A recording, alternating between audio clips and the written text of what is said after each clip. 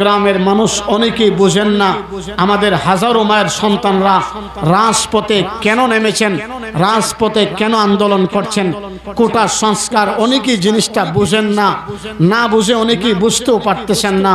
যেই বাংলাদেশের গরিব ছেলেরা আজকে ত্রিনগরের একজন সন্তান, তার গরিব বাবা যদি লক্ষ লক্ষ টাকা সন্তানের পিছনে খরচ করে, সন্তানকে ঢাকা বিশ্ববিদ্যালয়ের মতো ভার্সিটিতে পড়ায়, এই সন্তান মেধার দিক থেকে একটু কমতি নাই। কিন্তু এই সন্তান মেধা দিয়ে কি হবে? যাদের মেধা নাই, কোটার কারণে তারা চাকরি পেয়ে যায়, মেধার কোনো মূল্যায়ন থাকে না। এজন্য মেধাকে যখন মূল্যায়ন করা হয়, সেই মেধাকে মূল্যায়ন করার জন্যই আজকে হাজারো মায়ের সন্তান রাজপথে নেমে রক্ত দিয়েছেন, রক্ত দিচ্ছেন, রক্ত দিবেন। এজন্য আমরা আজকের এই মাহফিল থেকে, বিশেষ করে আমি আমার ব্যক্তিগত তরফ থেকে কোটা সংস্কারের জন্য যেই সমস্ত ভাই এবং বোনেরা আন্দোলন করে যাচ্ছে, তাদের প্রতি অন্তরের অন্তঃস্থল থেকে ধন্যবাদ জানাচ্ছি। আপনারা দেখছেন বাংলাদেশের অবস্থা বড় মারাত্মক, ভয়ানক। আমার একজন ভাই নিজের দাবি আদায় করার জন্য রাজপথে নেমেছিলেন, নিজের বুককে টান করে দিয়েছিলেন। যেই পুলিশ বাহিনী আপনার আমার ট্যাক্সের টাকায় তারা অস্ত্র ব্যবহার করে, ট্যাক্সের টাকায় তারা পোশাক পরিধান করে, সেই পুলিশ বাহিনী নির্মমভাবে গুলি করে আমার এক ভাই রংপুরের রোকেয়া হলের ছাত্র আবু সাইদকে দুনিয়া থেকে বিদায় করে দিয়েছেন। এজন্য বাংলাদেশের অবস্থা ভালো না। বাংলাদেশ কোন দিকে যাচ্ছে আমরা বলতে পারি না। এজন্য আমরা আমাদের আজকের এই মাহফিল থেকে অন্তর থেকে দোয়া করছি, আল্লাহ তাআলা যেন আমাদের প্রত্যেকটা মুসলমান ভাই এবং বোন যারা রাজপথে নেমে নিজের অধিকার আদায়ের জন্য সংগ্রাম করে যাচ্ছে, আল্লাহ তাআলা যেন সকল প্রকার ষড়যন্ত্র থেকে, দুশ্মনের দুশ্মনী থেকে, বুলেটের আঘাত থেকে আমার এই ভাই বোনদেরকে যেন আল্লাহ তাআলা নিজ কুদরতে হেফাজত করেন। সকলে বলেন আমিন। উলামায়ে কেরাম মঞ্চে বসে আছেন, যিনি সভাপতির আসন অলঙ্কিত বসে আছেন, বহুত বড় আলেম। হাদিস নবীজি বয়ান করেছেন, যখন কোনো দেশে কোনো এলাকাতে অন্যায় কাজ তোমরা দেখবা, শক্তি থাকলে হাত দ্বারা প্রতিহত করবা, যদি শক্তি না হয় তাহলে মুখ দ্বারা বাধা প্রদান করবা, যদি মুখ দিয়া বাধা দেওয়ার শক্তি না থাকে তাহলে অন্তর দ্বারা ঘৃণা করবা। ওয়াজালিকা আযাফুল ঈমান, আর অন্তর দ্বারা ঘৃণা করা এটা দুর্বল ঈমানদারের কাজ। এই কথা না বললেই না হয়। যেই ভাই রংপুরে শাহাদাত বরণ করেছেন, আমি আমার সাধ্য অনুযায়ী মাহফিলে আসার আগে ভাইয়ের পরিবারের পিছনে যতটুকু পারি আমি আমার সাধ্য অনুযায়ী সহযোগিতার হাত বাড়িয়ে দিয়েছি। যদি কোনো সময় নির্যাতিত ওই ভাইদের পিছনে দাঁড়াতে হয়, যদি টাকা দিয়ে, শ্রম দিয়ে, মেধা দিয়ে, বুদ্ধি দিয়ে দাঁড়াতে হয়, আমরা আমাদের নির্যাতিত মুসলমান মা বোনদের পিছনে, মুসলমান ভাইদের পিছনে, মুসলমান বোনদের পিছনে আমরা আমাদের সর্বশক্তি দিয়ে তাদের পিছনে আসি থাকবো ইনশাআল্লাহ। জোরে বলেন ইনশাআল্লাহ। আল্লাহু আকবার। বসেন।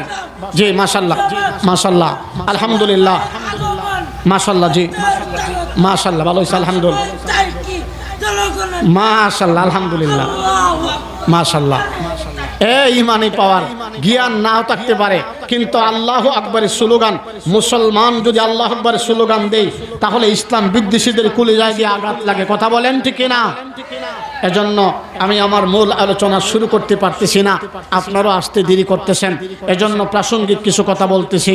আমরা আজকের এই মাহফিল থেকে, বিশেষ করে তেলিনগর উত্তরপাড়া গসারহাটি যুবকবৃন্দের আজকের ওয়াজ মাহফিল থেকে সর্বপ্রথম দোয়া করেছি আমাদের যে সমস্ত কলিজার টুকরা ভাইয়েরা, যে সমস্ত কলিজার টুকরা বোনেরা আন্দোলন করতে গিয়ে শাহাদাত বরণ করেছেন, আল্লাহ তাআলা যেন তাদের মর্যাদাকে বুলন্দ করে দেন, তাদের মা বাবা আত্মীয় স্বজন যারা আছেন সবাইকে যেন ধৈর্য ধারণ করার তৌফিক দান করেন। সকলে বলেন আমিন। এই আপনারা রংপুরে আমার যেই ভাই শাহাদাত বরণ করেছেন তার বোনের কান্না শুনেছেন, যেই ভাইটা 5-এর ভিতরে বৃত্তি পেয়েছিলেন, 8-এ বৃত্তি পেয়েছেন, এসএসসির ভিতরে গোল্ডেন জিপিএ পেয়েছেন, বাবা দিন মজুর পড়াইতে পারে না, সন্তান নিজে টিউশনি করে, এই টাকা মা বাবাকে দেয়, এই সন্তান রংপুরে রোকেয়া হলের ভিতরে ইংলিশ অনার্সের 2য় বর্ষের মেধাবী ছাত্র। আপনারা সবাই ভিডিওতে দেখেছেন, সন্তানটা বুক শান করে দিয়েছেন।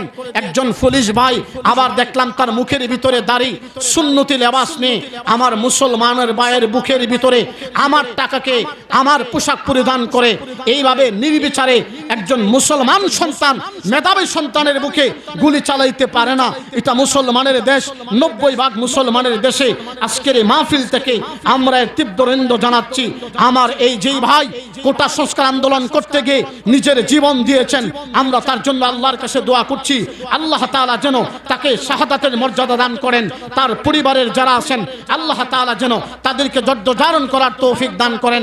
এখন পর্যন্ত যেই সমস্ত ভাইয়েরা, যেই সমস্ত বোনেরা রাজপথে আন্দোলন করতেছেন, আল্লাহ তাআলা যেন সকল প্রকার ষড়যন্ত্র থেকে, দুশ্মনের দুশ্মনী থেকে, আমাদের টাকাকে যেই ফুলেশ অস্ত্র ব্যবহার করতেছেন সেই ফুলেশের বুলেট থেকে যেন আমাদের ভাই বোনদেরকে আল্লাহ তাআলা হেফাজত করেন। সকলে আওয়াজ করে বলেন আমিন। আরো জোরে বলেন আমিন। এই বন্ধ করেন, মাশাআল্লাহ বন্ধ করেন, মাশাআল্লাহ। জি আচ্ছা যাক, বেটা কাউসার ভাই আমার নামটা পর্যন্ত জানে, সব বক্তার নাম জানে, চিন্তা করছেন। আল্লাহ তাআলা তার হায়াত ও বরকত দান করুক। সকল বলেন আমিন। আল্লাহ তাআলা তাকে সুস্থ করে দেন। সকলে বলেন আমিন। এই সুস্থতা কার হাতে? আল্লাহ চাকে কাউকে নিয়ে আপনারা হাইছেন না, কাকে কোন সময় কি করবেন কেউ বলতে পারি না।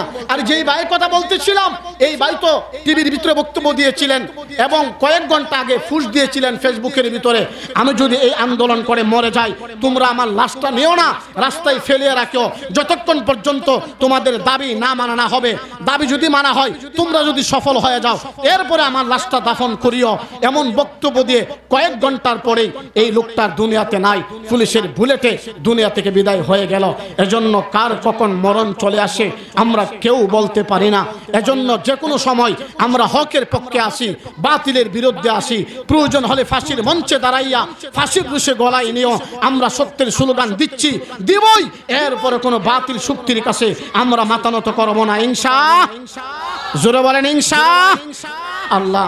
মাশাআল্লাহ, অনেক যুবক ভাইরা, অনেক কলিজার টুকরা বাবারা চলে আসছেন, আরম্ভ করতে পারি। আপনারা যারাই আসছেন, যারাই বসছেন, মনোযোগ দিয়ে শুনবেন ইনশাআল্লাহ। সবাই বলেন ইনশাআল্লাহ, আর জোরে বলেন ইনশাআল্লাহ। আসুন আমি আপনাদের খেদমতে যেই আয়াতে কারিমা তালাবাত করেছি, এই আয়াতের শেষ অংশে আল্লাহ বলেন ওয়াবাশশিরিল মুমিনিন। আল্লাহ বলেন আমি কি তোমাদেরকে এমন একটা ব্যবসার কথা বলবো যেই ব্যবসার ভিতরে শুধুমাত্র লাভ আর লাভ, লস বলতে কিচ্ছু নাই। ব্যবসা করবা আমি আল্লাহর সাথে একটা, আমি আল্লাহ খুশি হইয়া তোমাদেরকে পুরস্কার দিব 5টা। কোন সুবহানাল্লাহ? কোন জায়গায় সুবহানাল্লাহ বলতে হয়, কোন জায়গায় আলহামদুলিল্লাহ বলতে হয়, কোন জায়গায় নারে তাকবীর দিতে হয়, জবান খুলে দিতে পারবেন তো ইনশাআল্লাহ? আপনারা বই পাচ্ছেন? কোনো বই পাচ্ছেন? এই মুসলমানদের কোনো ভয় নাই, মুসলমানদের কোনো চিন্তা নাই। মুসলমানদের সাথে আছেন কে? জোরে বলেন কে?